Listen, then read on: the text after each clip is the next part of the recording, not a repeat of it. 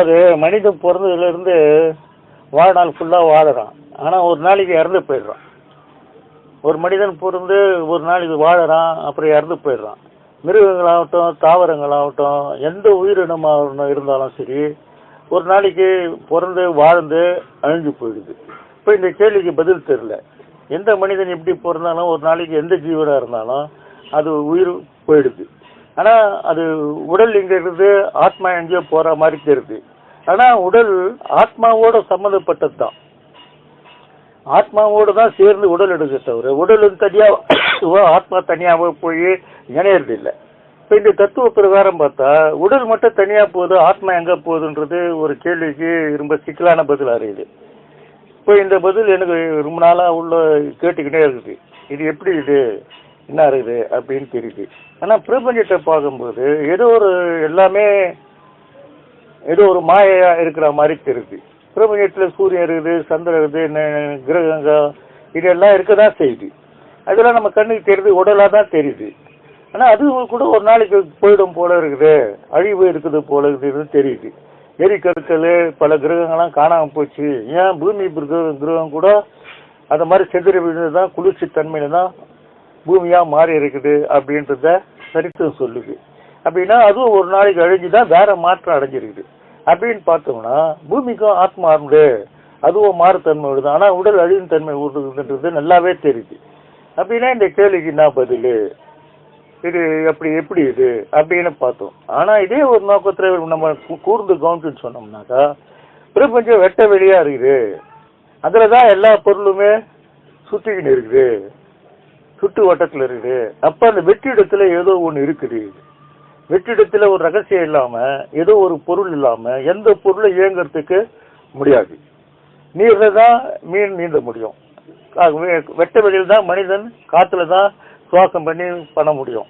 தாவர இனங்கள் பூமி உள்ள வேறு மாழ்ந்தாலும் வெளியே இருந்து ஒரு விஷயத்தை எடுத்து தான் உயிர் வாழ முடியுது. அப்படின்னு சொன்னோம்னா இந்த மொத்த பொருளுமே ஒரு பிரபஞ்சத்தை சுழற்சியில் இருக்கணும்னு சொன்னோம்னா அப்போ அங்கே ஏதோ ரகசியமான ஒரு பொருள் இருக்கதான் செய்யும். அது உடல் இல்லாத தன்மையில இருக்குது. அந்த பொருளுக்கு உடல் இருக்கிற மாதிரி தெரியல, ஏன்னா நம்ம கண்ணுக்கு தெரியல, ஆனா இருக்குது. அங்க ஏதோ ஒரு சக்தி எல்லா விதத்திலையும் போய் இயக்கத்துல இருக்கிற மாதிரி நம்மளுக்கு நல்லாவே தெரியுது. இது உதாரணம் பார்த்தீங்கன்னு சொன்னீங்கன்னாக்கா இப்ப நீர் மொத்தமே இருக்குது.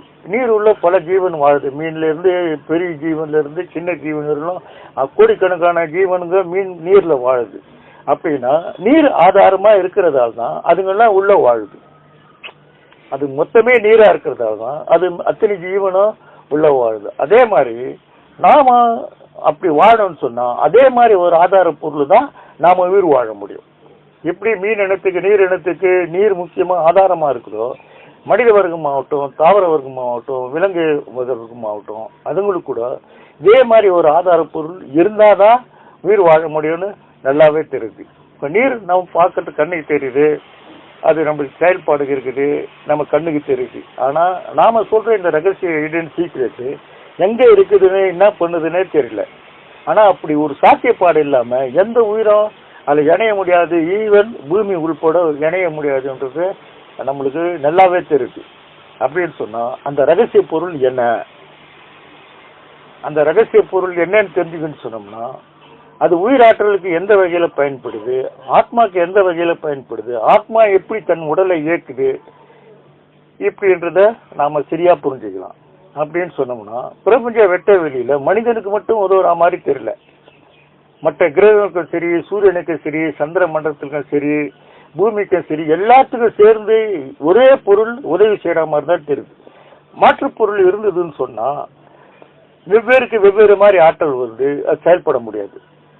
அப்படின்னு சொன்னோம்னா பிரபஞ்ச வெளியில ஒரே மாதிரி ஆற்றல் தான் எந்த உயிரினுக்கும், எந்த பெரிய கிரகமாகட்டும், எல்லா பொருள்களுக்கும் ஒரே மாதிரி ஆற்றல் சக்தி இயங்குறதால தான் எல்லா அது அந்த ஆற்றலை வாங்கிக்கின்னு இயங்கிக்கின்னு இருக்குது. இப்படின்றது ஒரு நல்ல உண்மையாவே தெரியுது. அப்படின்னு சொன்னோம்னா எந்த ஜீவன் உயிர் எடுத்தாலும் சரி அப்படின்னா அந்த கருவிலே அந்த ஆற்றல் அதுகிட்ட சேமிக்கப்படுது, கொடுக்கப்படுது.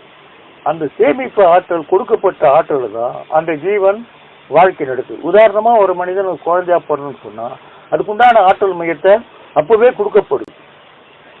மறுபடியும் அந்த ஆற்றல் மையம் கொடுக்குற மாதிரி இல்லை. அப்படி இருந்ததுன்னு சொன்னா எந்த ஜீவனும் இறக்கிறதுக்கு வாய்ப்பே இல்லை. அப்படின்னா கொடுக்கப்பட்ட ஆற்றல் மனிதனுக்கு குழந்தை வளர்ச்சி அடைஞ்சு வாலிப பருவம் அடைஞ்சு அப்புறம் வயோதிகமாய் ஆகும்போது இந்த ஆற்றல் தான் மெல்ல மெல்ல அவனுக்கு உள்ள இருந்து செயல்பாடு இயக்குது. குறிப்பிட்ட நாள் செயல்பாடு குறைய மனிதனுடைய ஆற்றல் தன்மை குறையுது. இது நல்லா பார்த்தாவே புரியும். ஒரு குழந்தை 5 வயசுல இருக்கிற ஆக்டிவிட்டி 10 வயசுல வேற மாதிரி ஆக்டிவிட்டி இருக்குது, 15 வயசுல வேற ஆக்டிவிட்டி இருக்குது, 20 வயசுல வேற மாதிரி இருக்கிறான். அப்படின்னு சொன்னா அந்த ஃப்ரெஷ்னஸ் அந்த கொடுக்க இருக்கிற அந்த ஆற்றலுடைய சக்தி, அந்த சக்தி அதுங்களுக்கு உபயோகப்படுது. இந்த ஆற்றல் சக்தி எதுக்கெல்லாம் உபயோகப்படுது அப்படின்னு சொன்னோம்னா, ஒரு குழந்தை வளர்ச்சி அடைகிறது, ஒரு மனிதன் ஆகுது அப்படின்னு சொன்னா எலும்பு வளர்றதுக்கு உடல் தசை வளர்றதுக்கு இந்த ஆற்றல் கொடுக்கப்படுது.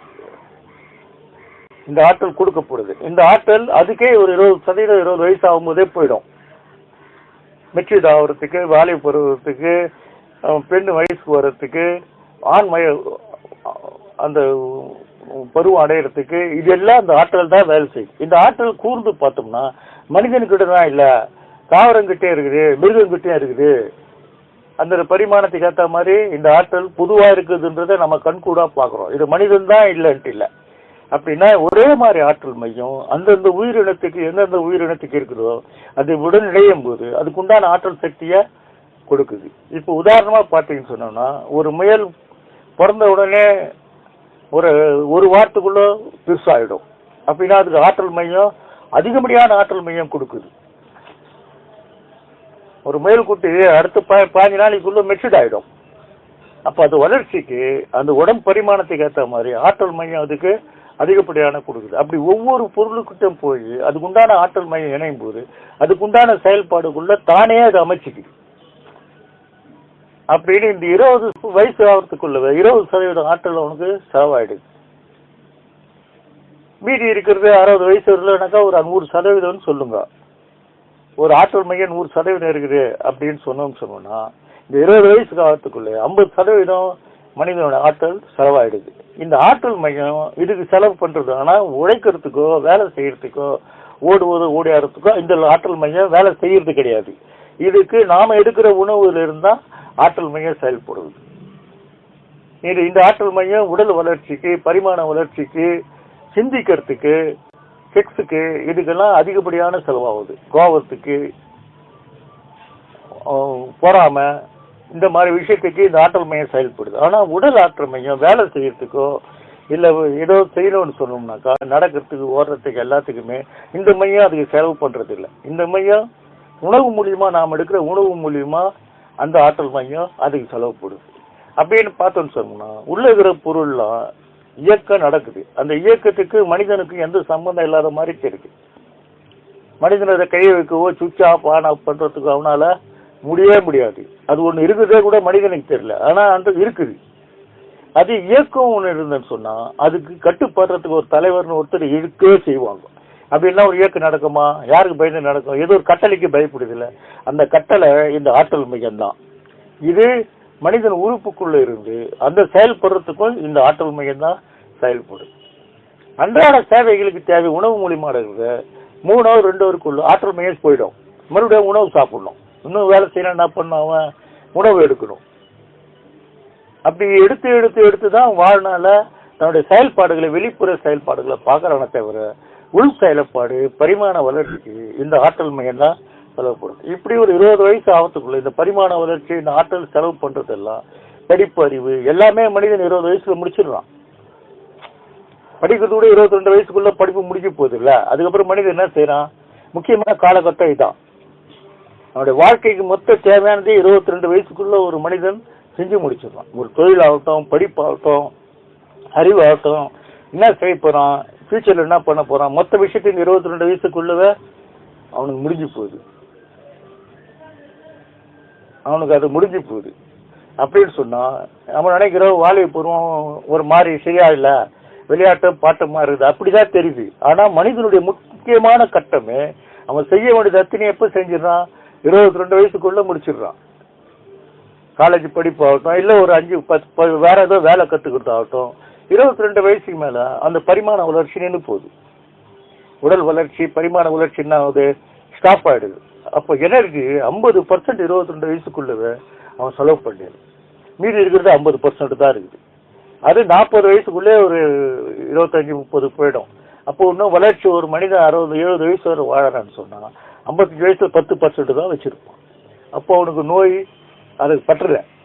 அந்த ஆற்றல் மையம் வேலை செய்யறதுக்கு எனர்ஜி, அந்த ஆற்றல் இல்லாதால அவன் தன் நோயா பட்டுட்டு இறுதியில ஒரு நாளைக்கு அந்த ஆற்றல் முடியும் போது மரணம் அடைஞ்சிடறான். இந்த ஆற்றலை எங்கேயுமே சேமிக்கவோ இல்லை எங்கேயும் கடையில வாங்கவோ எதுவுமே முடியாது.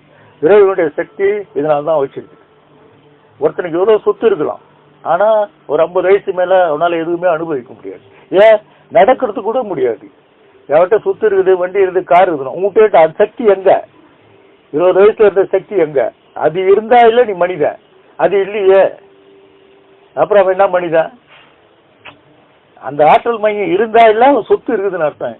எல்லாம் இருந்தீங்கன்னா பிரயோஜனம், உன்னால எதுவும் பண்ண முடியாது, எதுவும் உதவாத. உனக்கு ஏதாவது உபயோகப்படுமா? உன் பிள்ளைங்க ஒன்றா உபயோகப்படும், உன் சொத்து பிள்ளைங்களுக்கு பொண்ணுக்கு உதவிப்படும், உனக்கு என்ன உதவிப்படும்? உனக்கு அது செய்ய வேண்டிய ஆற்றல் மையம் எங்க? இங்கேதான் கார்பரேஷன் ஒதுக்குது. நோய் வர காரணமே இதுதான். இப்போ மனிதன் அந்த ஆற்றல் மையத்தை உணர்ந்து அதை அதே மாதிரி ஒரு பொருளை அவன் உள்மையத்தில் எடுத்தானாக்கா, சேம் அதே மாதிரி ஒரு ஆற்றல் பொருளை எடுத்தான்னு சொன்னா அவனுக்கு அந்த ஆற்றல் மையம் கூடிடும். அப்போ 100 வயசுல கூட 20 வயசு பையன் போல இருப்பான். இது உண்மைதான். இது பிரபஞ்ச வெட்ட வெளியில அந்த மாதிரி ரகசியமா இருக்கதான் செய்யுது. இப்படி ஒரு பொருளை தேடி எடுத்து அதை எடுத்து தன் உடற்குள்ள செலுத்தி அந்த ஆற்றல் மையத்தை ஒரு மனிதனால இருக்க முடியும். ஏதாவது வள்ளுவர் சொல்றாரு, அகர முதல எழுத்தெல்லாம் ஆதி பகவான் முதற்று. ஆ என்ற அகரன்ற ஒரு எழுத்துல தான் அகரம் அப்படின்றது தான் இடன் சீக்ரெட். அதுலதான் அந்த சீக்கிரம் ரகசியமான மறைப்பொருள் மறைஞ்சிருக்கு. அந்த மறைப்பொருள் எப்படி இருக்குது சொன்னோம்னாக்கா, காத்து இப்போ ஒரு தண்ணீரை எடுத்து போய் ஒரு கூடையில ஊற்றி அதை உஷ்ணப்படுத்துறோம். உஷ்ணப்படுத்த படுத்த படுத்த அது உள்ள மொத்த நீர் பபுள்ஸ் நீராவே வந்துக்கிட்டே இருக்கு. ஒரு கட்டத்துல மொத்த நீருமே காணாம போயிடுது. அப்படின்னா காத்துல நீர்ல இருக்கிற காத்து தான் வெளியே வந்ததுன்றத நம்ம கண்கூடா தெரியுது. அப்படின்னா காத்து தான் நீர் ஆயிருக்குது, ஒன்றும் மறைப்பே இல்லை. காற்றே தான் நீராறு, நீருக்குன்னு ஒரு உடல் இல்லை, காற்றே தான் நீராதி அப்படின்னு சொன்னோம்னா ஒரு உஷ்ணப்படுத்த காற்றை உஷ்ணப்படுத்தணும் சொன்னா நீரை அதுல உள்ள காற்று மறுபடியும் குளிர்ச்சி பண்ணா என்ன ஆயிடும், நீர்த்தன்மை ஆயிடும். அப்படின்னா அந்த நீருக்குள்ள அந்த காற்று மையம் எப்படி இருக்குது? ஒரு பாத்திரத்தை சூடு பார்த்து பபுள்ஸ் காற்று தான் வெளியே வருது, ஆனா தண்ணியில பார்த்தா காற்று இருக்கிற மாதிரி தெரியல. அப்போ மொத்த உடலுமே காத்த ஆவியா வந்துட்டு போயிருங்க, தண்ணியே இல்லை. அப்படின்னு சொன்னா அந்த ஆவி ஏதோ ஒரு ரகசியமான பொருளை உணர்த்துது. அப்படி ஆவிதான் உடலா மாறிடு. அதே ஆவிய நாம திருப்பி இன்னொரு பாத்திரத்துல பிடிச்சோம்னு சொன்னா மறுபடியும் அந்த குளிர் வச்சோம்னா இங்க எவ்வளவு தண்ணி இருக்குதான் தண்ணி அங்க உதவும், கொஞ்சம் கூட குறைபாடு இருக்காது. அப்படி இடைப்பட்ட அந்த ரகசியமான இடன் சீக்ரெட் என்னது நம்ம கண்ணுக்கு தெரியலையே. அப்போ நீரே தான் இங்க நீரா ஆயிருக்குது. அப்போ காத்து ரூபு ஆவி ரூபத்துலதான் ஆயிருக்குது. அப்போ எந்த பொருளுமே உஷ்ணப்படுத்தினா அது உள்ள ஆவி பிரபஞ்சத்துல இருக்கிற நாம சொல்ற அந்த அகரன்ற ஒரு பொருள் அது உள்ள இருக்குது. அதுக்கு நெருப்பு தேவைப்படும், அது உஷ்ணப்படுத்த தேவைப்படுது. அப்படிதான் வளிமண்டலத்துல காற்று சூரியனால உஷ்ணப்படுத்தப்பட்டு அது உடம்புல இருக்கிற அந்த நான் சொல்ற அந்த இடன் சீக்ரெட் ஒரு மறைப்பொருள் ஆவித்தன்மை அடையுது. ஆவித்தன்மை அடைஞ்ச உடனே மேகமா மாறி மறுபடியும் குளிர்ச்சி ஆகும்போது இங்க எப்படி ஒரு ஆவி டிரான்ஸ்போர்ட் ஆகி ஒரு பாத்திரத்துல குளிர்ச்சி ஆகாம நீரா வருதோ அதே மாதிரி நீர் தன்மையா மழை பெய்யுது. இதுக்கு பாட்டுன்னு சொன்னோம்னா இது நம்ம சொல்றது பார்த்தா கோடை காலத்துல நடக்கிற மாதிரி இருக்குது. ஆனா கோடை காலத்துல மழை பெய்யல, அப்பதான் உஷ்ணம் அதிகமா இருக்கு. இது அப்படி இல்லை. வளிமண்டலம் அந்த பொருள் அது வயிற்றிலேயே நெருப்ப வச்சிருக்கு. அப்படின்னா காற்று வயிற்றுக்குள்ளவே அதோட நெருப்ப வச்சிருக்கு. அந்த நெருப்பு அக்னியாவும் பிரதிபலிக்குது. அதாவது நெருப்பு உஷ்ணப்படுத்தணும்னு சொன்னோம்னாக்கா எரியிற தன்மையில் நாம் பார்த்தோம்னு சொன்னோம்னா ஒரு மெழுகுவர்த்தியை கொளுத்திட்டு அது மேல கையை வச்சோன்னு சொன்னோம்னா ஒரு அடி தூரத்துல உஷ்ணம் நம்ம கையில இருக்கிறது பார்ப்போம். ஆனா நெருப்பு கீழே தான் எரியுது, ஆனா உஷ்ணம் இவ்வளவு தூரத்துல தெரியுது. அப்படின்னு சொன்னோம்னா ஒரு அடி தூரத்துல அது அக்னி கண்ணுக்கு தெரியாம இருக்குது. இங்க நெருப்புக்கு ஒரு பாடி தேவைப்படுது. இந்த திரி இந்த மெழுகு தேவைப்படுது. அப்போ அந்த நெருப்பு எரியுது. ஆனா அக்னிக்கு அப்படி ஒரு விஷயம் தேவையே இல்லை. எங்க நெருப்பு இருக்குதோ அங்க அக்னி இருக்கும். அக்னியோட பேசிக் என்னன்னு சொன்னா, ஒரு நெருப்பு எரியும் போது வளிமண்டலத்தில் இருக்கிற சுற்றி பிரபஞ்சத்தில் இருக்கிற அந்த காற்று எங்க உஷ்ணமாகுதோ அதுதான் அக்னியா மாறுதே தவிர நெருப்புக்குள்ள அக்னின்னு ஒண்ணு கிடையாது. அதனாலதான் எங்க கையை தூக்கு கூட உஷ்ணம் இருக்கும். ஒரு அடியில கொஞ்சம் அதிகமா இருக்கும், 1 அடியில கொஞ்சம் கம்மியா இருக்கும், மறுபடியும் 2 அடியில அப்படின்னு சொன்னா அந்த காற்று மண்டலம் சூடாக்கும் போது அது உள்ள இருக்கிற எடென்சி ஒரு மறைப்பொருள் தன்னை உஷ்ணப்படுத்தி அதுல இருந்து அக்னிய வெளிப்படுத்துது. அப்படின்னு சொன்னா காற்றுல அக்னின்ற ஒரு பொருள் அது வயிற்றுல எப்பவுமே இருக்கு. இதுதான் பிராணன்னு சொல்லுவாங்க. நாம சுவாசிக்கும் போது இதே காற்றுல இருக்கிற பிராணன் நாம கிட்ட போவோம். அதுல மறைஞ்சிருக்கிற அது வயிற்றில் இருக்கிற ஒரு அக்னித்தன்மை நாம கிட்ட போவோம். அது நமக்கு வேண்டி எந்த உயிருக்கிட்ட எந்த ஆற்றல் உடல்கிட்ட போதோ அந்த வேலையை அது செய்யும். அந்த ஜீவனுக்கு ஏற்ற மாதிரி பரிமாணம் மாறும். மனிதன்கிட்ட வரும்போது மனிதனுக்கு செயல்பாடு ஆகும். அப்போ அந்த ஆக்சிஜனை எடுத்துக்கொண்டு அந்த பிராணனை எடுத்துக்கிட்டு மீதி இருக்கிற காத்த வெளியே போயிடும். அந்த பிராண சக்தி அது அக்னி இருக்கிறதால உடம்புல எப்பவுமே உஷ்ணப்படுத்தி வச்சிருக்கு. அப்போ அது சரியான ஒரே பர்மனண்ட், அதாவது அந்த உஷ்ணம் ஈவன் உஷ்ணமா இருக்கணும், அதாவது சமசீர் உஷ்ணமா இருக்கணும். அப்போதான் அந்த ஆற்றல் மையம் சரியான இயக்கத்தில் இருக்கும். அது தன்னைத்தானே சமசீர் உஷ்ணத்துக்கு தன்னை உட்படுத்திக்குது. அப்படின்னு பார்த்தோம்னு சொன்னா இது உண்மைதான் நிரூபிக்கிறதுக்கு ஒரு குழந்தை பிறந்த குழந்தையிலும் தெர்மாமீட்டர் வைக்கணும்னு சொன்னோம்னா 98 ஃபாரன் டிகிரி 8 தான் காட்டுது. 60 வயசு ஆயில தெர்மாமீட்டர் வச்சிருந்தான், அவனுக்கும் தெர்மாமீட்டர் வச்சிருந்தான், அவனுக்கும் அதே. இது எப்படி இது? அப்போ சமசீர் உஷ்ணம் உயிருக்கு மனிதன் பெரியவனை சின்னவன்லாம் கிடையாது. தன்னையே உட்படுத்திக்கிட்டு சமசீர் உஷ்ணப்படுத்தும் போது அதோட ஆற்றல் மையம் பெரிய பங்குல உடல்ல இயக்கும். அது எந்த ஜீவன் பாம்பு கிட்ட போனா பாம்பு கிட்ட மாட்டேன், யானை கிட்ட போகும்போது அதுக்கு உண்டான உஷ்ணத்தை கொடுக்கும். அதோடைய ஆற்றல் சக்தி அந்த மாதிரி இருக்கு. அப்படின்னு சொன்னோம்னா அது தன்னையே இயற்கையில எங்க போதோ அது தன்னை உட்படுத்திக்கிட்டு சமசீர உஷ்ணத்துல உஷ்ணப்படுத்தும். இதுல இருந்து தத்துவம் என்ன தெரியுது? எந்த பொருளையாவது உஷ்ணப்படுத்தணும்னு சொன்னோம்னா அது அது பக்கத்துல இருக்கிற அக்னி மண்டலம் தன்னாலேயே வைப்ரேட் ஆகுது. அதுக்கு உண்டான ஆற்றல் மையத்தை கொடுக்குது, செயல்படுது. அப்படின்னு அந்த அக்னி மண்டலம் ஒரு பாடியோட நெருப்பு ஒரு மெழுகுத்தி பாடியோடு எரியும் போது அது எரியிற தன்மையை கொடுக்கறதே அந்த அக்னி மண்டலம் தான். மொத்த கண்ணாடி கிளாஸ்ல மூடிட்டு ஒரு மெழுகுத்தி கொளுத்தினா எரியாது. அப்படின்னா வெளியே அக்னி அதுக்கு உதவி செய்யலன்னு அர்த்தம். அப்படின்னா எல்லா பொருளுக்குமே பிரபஞ்சத்துல இந்த இருக்கிறதால தான் இங்க மெழுகுத்திக்கும் வேலை செய்யுது, மனிதனுக்கும் வேலை செய்யுது, மிருகத்துக்கும் வேலை செய்யுது. அப்படின்னா சமசீர் உஷ்ணத்துல அதை வச்சிருக்கு. இந்த சமசீர் உஷ்ணம் சூரியன் மூலியமா நடக்குது. சூரியனுடைய பகல் பொழுதுல அந்த உஷ்ணம் ஒரே மாதிரி இருக்கிறதால அது தன் எந்தெந்த உடம்புக்கு எப்படி சமசீரா எடுத்துக்க முடியுமோ அது எடுத்துக்கிட்டு. அது மட்டும் இல்லாம பூமியோட உஷ்ணமும் நாம உடம்புக்கு வருது. பூமி ஒரு ஸ்டவ், சமசீர் ஸ்டவ் எரிஞ்சுக்கிட்டே இருக்குது. பூமி ஒரு பக்கத்துல சூரியனுடைய ஒளி 24 மணி நேரம் பட்டுக்கிட்டே இருக்குது. அதனால பூமி உள்மையத்துல அந்த சரியான உஷ்ணத்தை வாங்கி தன் உடம்புல இருக்கிற உஷ்ணத்தை வெளிப்புறம் காட்டி இதே ரசத்தன்மை உள்ள பூமியில இருக்கிற மறைப்பொருள் வெளியே வந்து தாவரங்க வளர்றதுக்கு கொள்றதுக்கெல்லாம் உதவி செய்யுது. அப்படின்னா இதுக்கு மொத்தமே ஒரு உஷ்ணன்றது ஒரு தேவைப்படுது. பூமி உஷ்ணமா இருக்கிறதாலதான் இந்த மாற்றம் நடக்குது. ஒரு மனிதன் காலையில அவர் 6 மணிக்கெல்லாம் தன்னால எழுந்துப்பான். அப்படின்னு சொன்னா இந்த ஒளி மையம் சூரியனுடைய ஒளி பட்ட உடனே அந்த பிரபஞ்சத்துல அக்னி ஜுவாலை வேலை செய்யறதால இவனுக்கு விழிப்புத்தன்மை வந்துடுது. உடனே ஆற்றல் மையம் இவனுக்கு அதிகரிச்சு வேலைகளை செய்ய ஆரம்பிக்கிறான். அப்புறம் சூரியன் மறையும் போது தன்னாலேயே அவனை டவுன் ஆயிடுறான், அந்த சக்தி குறையுது. அப்படின்னா ஒரு பர்மனெண்ட் எரியும் போது இவனுக்கு ஆற்றல் மையம் வேலை செய்யுது. ராத்திரி 6-7 மணி சோர்வான 9 மணி மேல மொத்த உஷ்ணப்படுத்துற விஷயம் இல்லை. இருக்கிற உஷ்ணத்தை வாங்கி அதை சரி சமசீர்படுத்தணும். அது தன்னைத்தானே சீர்படும் போது வெளி ஒளி இல்லாதால உஷ்ணம் இல்லாதால இவனுக்கு மயக்க நிலை வந்து தூக்க நிலையில செஞ்சிருவான். மனிதன் மட்டும் இதை செய்யல, பிரபஞ்சத்துல எல்லாமே செய்யுது.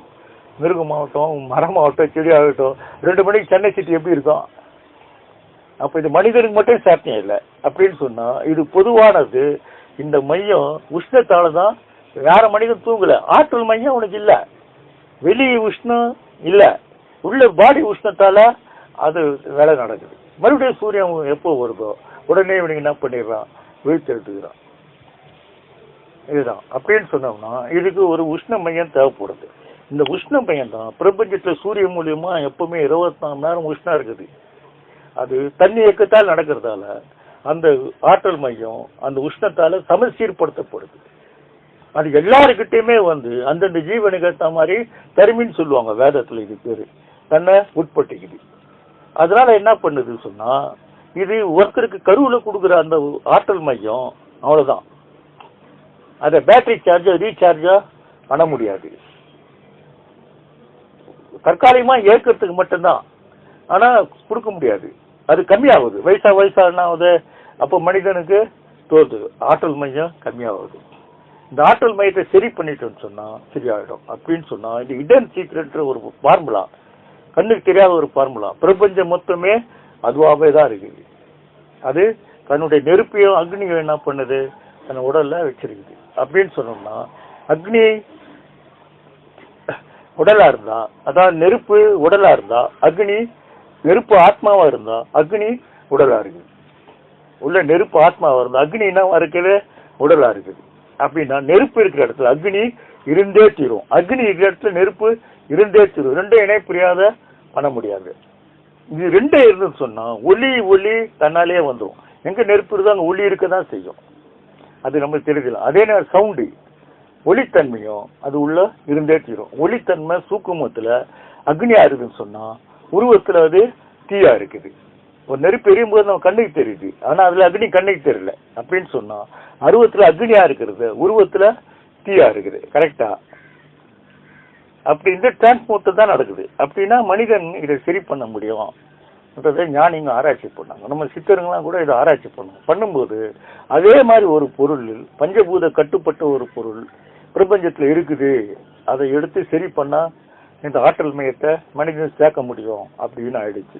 ஏன்னு சொன்னா இது இயற்கையிலேயே எந்த பொருள் எடை ஆச்சோ அதால் ஆன அந்த மைய ஆற்றல் மையத்தினால எந்த பொருள்கிட்டுமே இணையறதுக்கு வசதி. அதுக்கு ஒரு இரும்புகிட்டே இணையும், ஒரு நாய்கிட்டே இணையும், ஒரு மரங்கிட்டையும் இணையும். அதுக்கேற்ற மாதிரி இணையிற சக்தி இருக்கிறதால அதாவது இரும்பால தான் அறக்க முடியும் அப்படின்ற தத்துவத்தை பிரகாரம் எந்த பொருள் எதால பரிமணிச்சதோ அதே பொருளை கொண்டு தானே வைத்தியம் பண்ண முடியும்.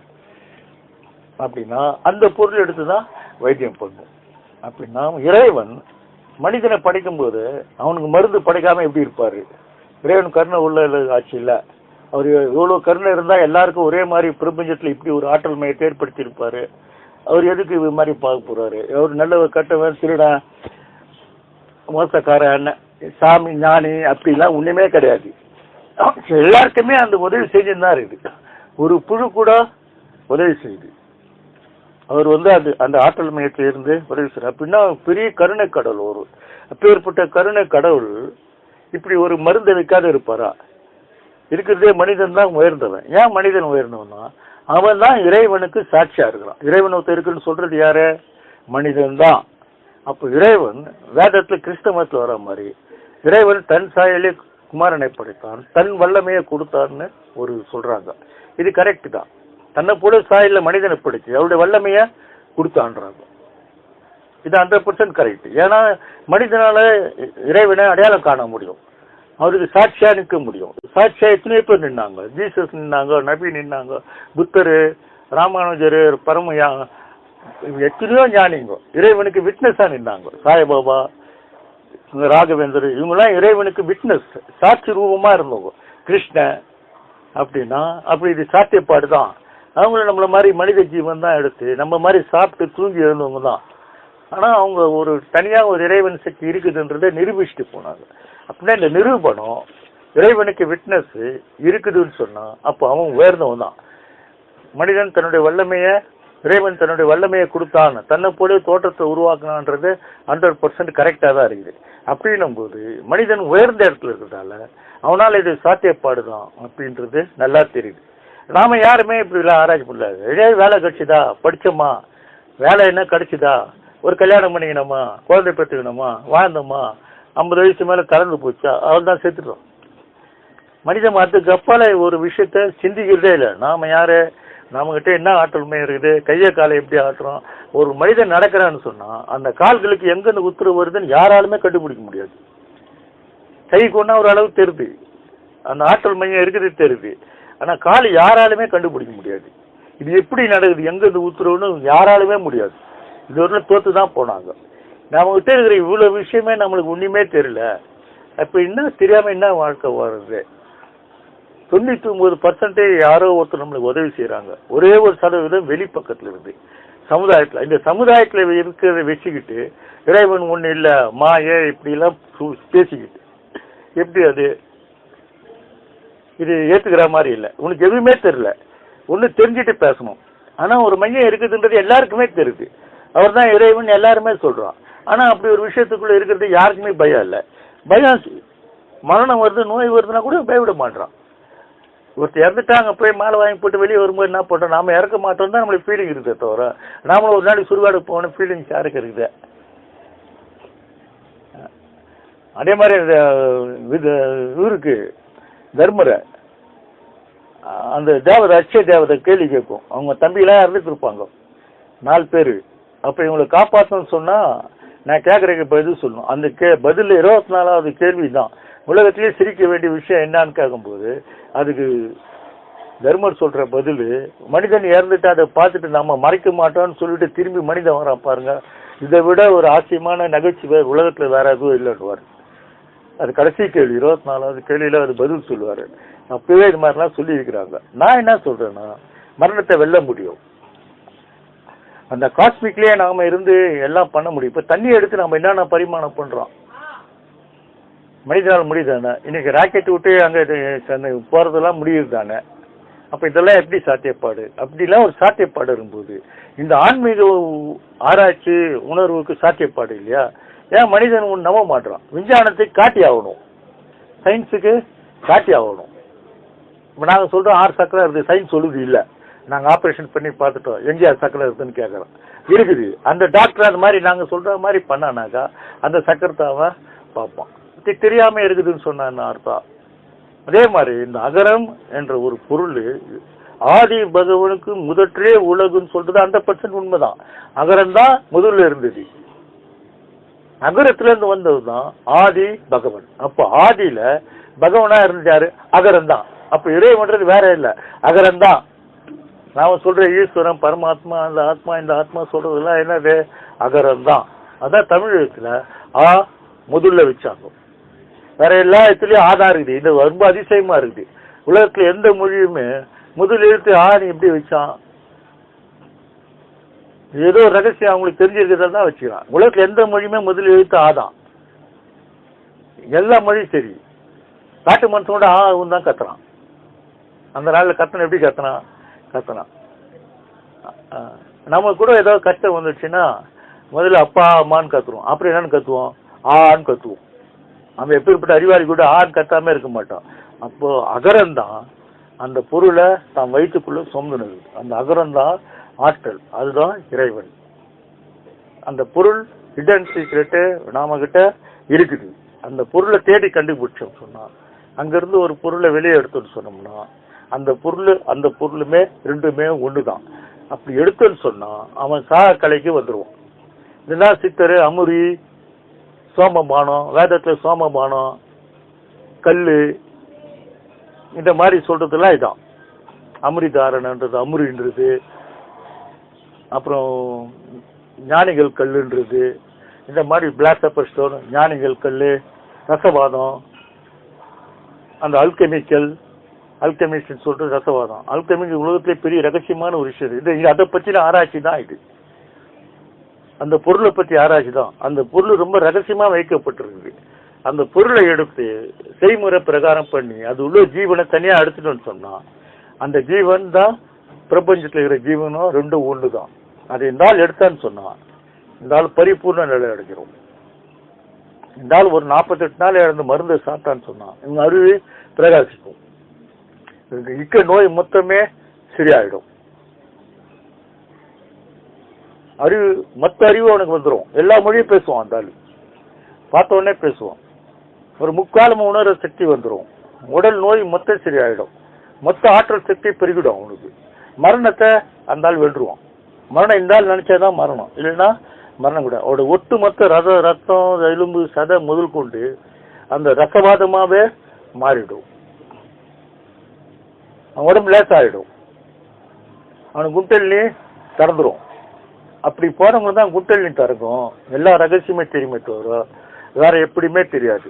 ஒரு மனிதன் என்னதான் ஞானம் பண்ணி இருந்தா கூட தான் உடலை சரி பண்ணலன்னு சொன்னா அவனால வெளியே செய்ய முடியாது. அதான் பெரும்பாலும் ஞானிகளாம் நோயாப்பட்டு தான் செத்தாங்க. ஞானிகளுக்கு எப்படி நோய் வரும்?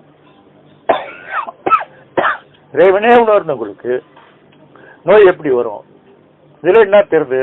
இறைவனை உணர்ந்தாலும் சரி, ஞானம் அடைஞ்சாலும் சரி, உடம்பை சரி பண்ண முடியாதுன்றத நல்லாவே தெரியுது. ஒருத்தன் ஒரு 4 நாளைக்கு சாப்பிடணும்னா அவங்களால எழுதுக்க முடியாது, கரெக்டா? அப்போ அவங்ககிட்ட ஜீவாத்மா பரமாத்மா எல்லாம் இருக்கு தானே செய்யறாங்க. ஏன் அந்த உடல் அவங்களால காப்பாற்ற முடியல? அப்படின்னா அவன் சாப்பாடு சாப்பிட்டாதான் வந்து உட்காந்துப்பான் அப்படின்னு சொன்னோம்னா அந்த அத்தனை நபருக்குமே உடலை கையை வச்சு அதை சரி பண்ற ஆற்றல் கிடையாது. அவங்களாம் உயர்நிலையில் இருக்கிறாங்க, சரி பண்ண முடியாது. அப்படி ஏன்னு சொன்னா உடல் ஜடப்பொருள், அதுக்கு எந்த ஒரு மிஷின் மாதிரி அது எந்த ஒரு உணர்வு மையமே அது கிடையாது. உணர்வு மையம் உள்ள இருந்து இயங்கி அதை ஒரு அடிமை போல வேலையை வாங்குது. ஆக்சுவலா உடலை அந்த உள்ள இருக்கிற அந்த உணர்வு மையம் எப்படி வச்சிருக்குது? அடிமையா வச்சுன்னு இருக்குது. எப்படி ஒரு அடிமை வேலை குத்து வாங்கிட்டு ஒன்று வேலை வாங்குறோமோ அந்த மாதிரி இவன் எல்லாம் அதை வச்சுக்கிட்டு வேலை செஞ்சுக்கிறான். அது உணர்வற்ற பொருள், ஜடம். அதனால இறந்துட்டா சுருகாடுக்கு போகுது, கரெக்டா? அப்படின்னா அந்த ஜட பொருளை வச்சுக்கணும்.